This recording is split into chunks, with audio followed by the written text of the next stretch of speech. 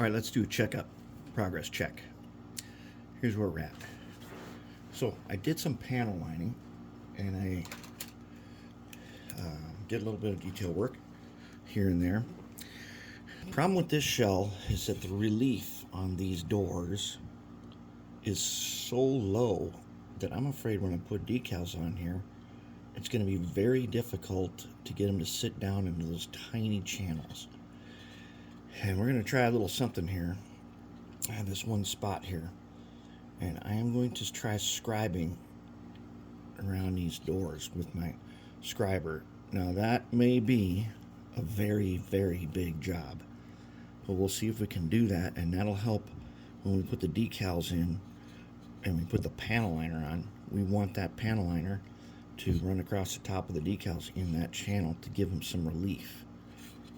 But also, panel liner with such low relief can make things look really dull, and so you have to take a microfiber cloth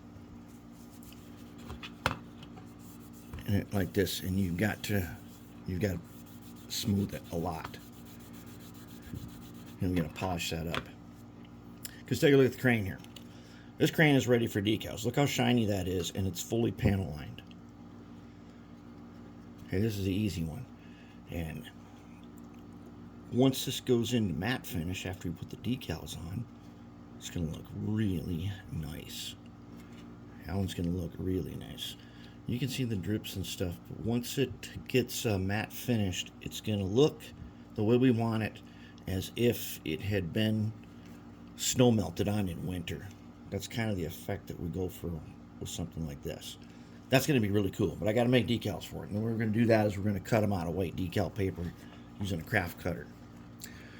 Now, here's the main frame. So we got our blowers done. We got our handrails, and we got a little bit of chrome finish around here. And since we use Mr. Metal, we don't want to polish that too much yet. We want to wait till after we get matte finish, and then we'll just do a little panel lining to give it some relief. One problem with this is there's definitely not going to be headlights in this. Not even fiber optics am I going to be drilling through that housing and trying to figure out a way to make room for all that stuff. We're just going to put some Swarovskis in there. It just wouldn't be worth its time to do that. And there ain't no headlight on this, and there's no rear light either. We're not going to drill that guy either. We're going to leave him, and we're going to put a Swarovski in there. But what we are going to do is these air intakes. We're going to put our red SMD up in the top so it illuminates them red, and you're going to see a red light in there. And we'll probably do that for the trucks too. But so far, we are pretty much on track for the way we want this thing to look. And once we get them into decals here in a little bit,